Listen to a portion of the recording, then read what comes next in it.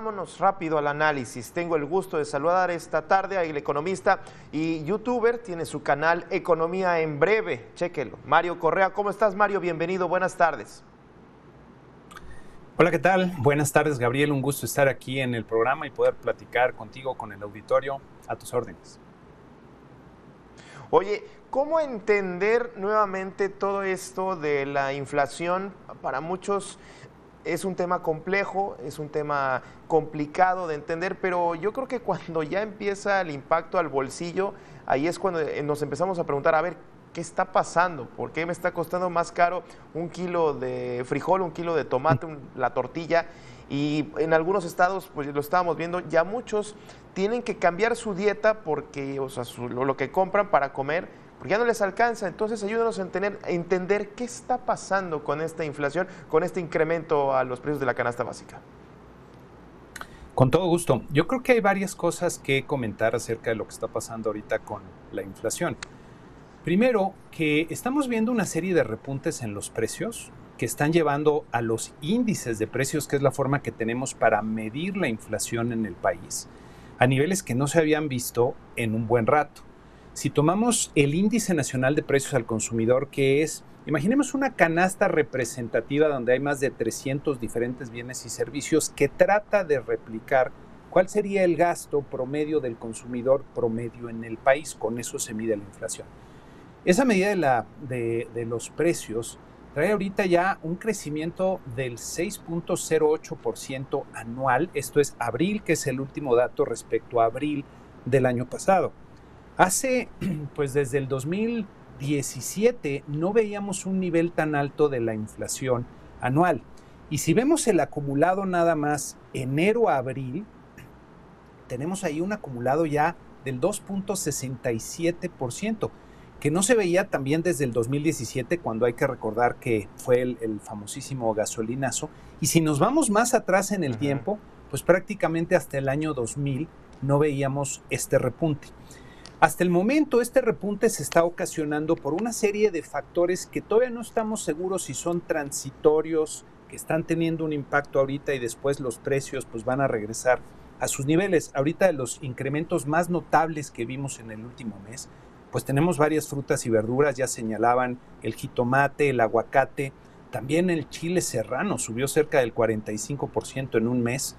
Yo llamo esto coloquialmente el efecto guacamole, que impacta mucho, ¿no?, en la dieta de los mexicanos.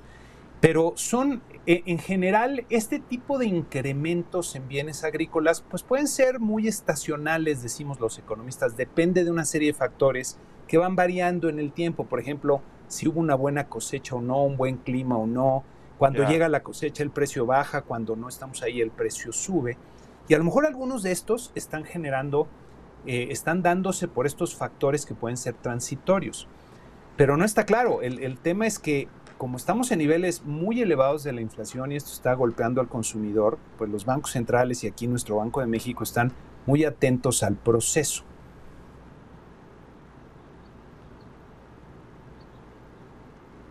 Bien. Creo que lo perdimos. Vamos a tratar porque estaba justo. Ahí estamos. Te recuperamos. Te perdimos por un momento. Estabas platicando, Mario, sobre lo que estaba el Banco Central, que estaba muy atento. En eso te quedaste.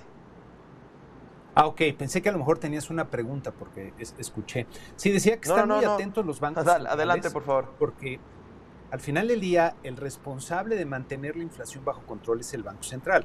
Ahora hay que entender cómo se entiende la inflación por parte de un banco central. Estos aumentos, si son temporales y después bajan los precios, pues no son en estricto sentido inflación. La inflación es el incremento sostenido en el nivel general de precios, es decir, por un tiempo prolongado. Ahora, de que impacta al consumidor, desde luego lo impacta. Y aquí vale la pena hacer otra reflexión. Cada quien tiene, y de hecho enfrenta una inflación diferente dependiendo del tipo de cosas que compras en el día a día. Inclusive dentro de esta descripción del INPC, del Índice Nacional de Precios al Consumidor, hay varios componentes y varias formas de agruparlos. Mencionaban aquí el incremento en la canasta básica. Hay otro componente que tiene poco tiempo y que creo que es bien relevante, que se llama la canasta de consumo mínimo, que es la de aquellas personas que tienen los menores niveles de ingreso en el país. Y esta medida de los precios está creciendo a un ritmo del 7.5%. La inflación es un gran problema porque afecta más sobre todo a los que menos tienen y por eso es algo que hay que tratar de controlar. Entonces, comentaba ahorita de estos incrementos en los precios que son en bienes agrícolas, que a lo mejor son por efectos temporales y luego empieza a llover y las cosas se normalizan, pues ya veremos más adelante bajando el precio del aguacate, el jitomate. Pero mientras tanto, están afectando. Hay otros precios que hay que ver que están aumentando muy fuerte, que son los energéticos ahorita, que tienen un incremento del 28% a tasa anual y que esto también contribuye a elevar otros precios. Perdón, creo que tenías por ahí un comentario, pregunta. Sí, fíjate, justamente decías los que menos tienen y básicamente pues esa población, doy un dato, y a ver si estamos en las mismas, porque verdaderamente sí es impresionante. Durante el primer trimestre del 2020, el 35.6% no podía comprar la canasta básica, y ahora en el 2021 es el 39%. Es decir, hay un incremento de familias, de personas ocupadas que no les alcanza. Es decir, pues esta situación, independientemente, bien dices, de los factores que están ahí, que son inciertos, e independientemente de si pueden ser o no transitorios, pues parece que esto va incrementándose, Mario. Sí, ahí lo que hay que tomar en cuenta es que estamos saliendo de la peor recesión que ha visto el país desde 1932. Y uno de los saldos terribles de esta recesión económica es que tenemos a muchas más personas y familias que están por debajo de los niveles de pobreza y que no les alcanza. Y ahí el único remedio efectivo pues es que se generen en la economía pues los empleos para que la gente tenga ingreso y pues pueda acceder a los diferentes bienes y servicios que se requieren, ¿no?, para ese día a día. Y ahí es donde desafortunadamente nuestra economía pues está básicamente atorada. Vamos a ver ahorita algunas cifras sobre todo de actividad económica que van a sonar pues muy positivas. Ayer el INEGI daba a conocer un dato que es el indicador oportuno de la actividad económica, que trata de anticipar por unas semanas lo que es el IGAE. El IGAE es el indicador global de la actividad económica. Imaginemos que si sumamos todos los bienes y servicios que se producen en la economía por su valor, eso es lo que sería el Producto Interno Bruto. Y el IGAE sería un indicador mensual que trata de aproximar ese Producto Interno Bruto. Y estaban hablando de que en abril va a haber un repunte de cerca del 20% a tasa anual. Pero hay que recordar que ahí estamos comparando contra abril del año pasado, que fue el peor momento de confinamiento de la pandemia, donde la producción se desplomó.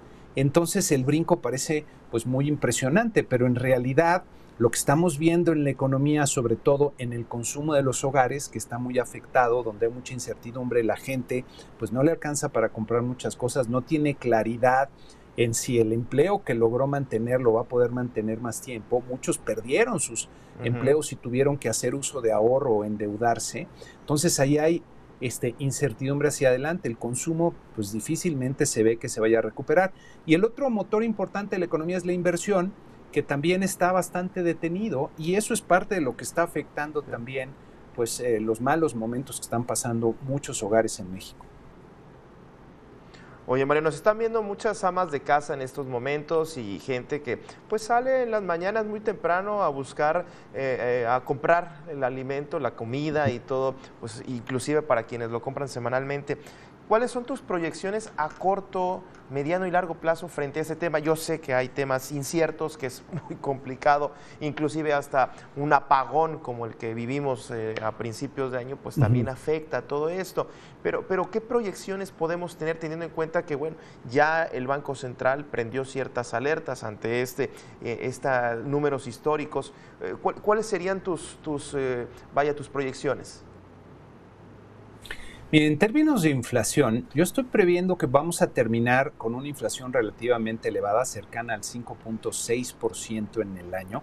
Va a bajar un poco en esta lectura anual, que es cuando se compara contra el mismo mes del año anterior, Entonces, para el cierre del año, pues en mi estimación deberíamos andar cerca del 5.6%, que es un poco más alta que lo que trae ahorita el promedio del mercado. La mayoría de los analistas está pensando que puede estar entre 4.5, 4.8% la inflación para el cierre del año. Sigue siendo una inflación bastante elevada.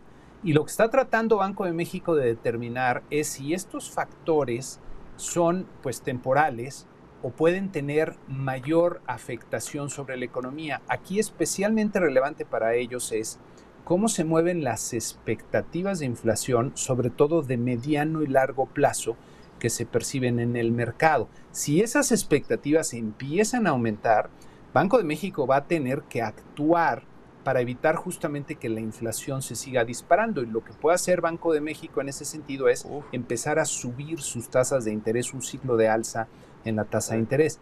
Yo veo muy probable que en la segunda parte del año tengamos alguna mejoría ligera, diría yo, en el ritmo de la actividad económica, porque ya se están reabriendo muchas actividades que antes estaban cerradas. Eso va a ayudar.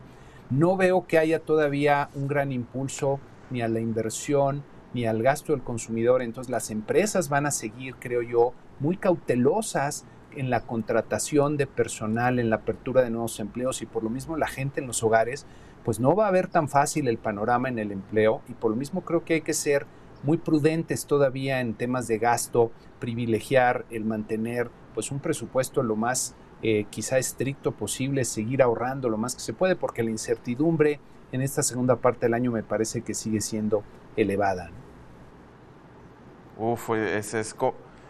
Es complejo, bien dices, y esperemos que quienes nos están escuchando lo tomen muy en cuenta, sobre todo esto de pensar en pues hacerse de patrimonios, comprar un vehículo, ya irnos a un nivel de ingresos más altos, una casa, inclusive un crédito. Leí una frase que me parece muy interesante sobre este tema, que la crisis económica que estamos viviendo y la recuperación, que ya muchas autoridades se paran el cuello y hablan ya de los registros oficiales de empleo ante el IMSS como un gran logro, pues están, al final de cuentas, dice, crisis económica y recuperación están mal repartidas, porque sigue habiendo todavía mucha gente que está muy mal, y a pesar de las cifras de recuperación económica en cuanto a empleos, pues no terminan de cubrir lo que realmente se perdió, sino que bueno, hay un avance, pero no es la recuperación total frente a los meses que vimos del 2020. Mario, muchísimas gracias por esta charla. Encantado, un gusto, espero que haya sido de utilidad. Un saludo al auditorio.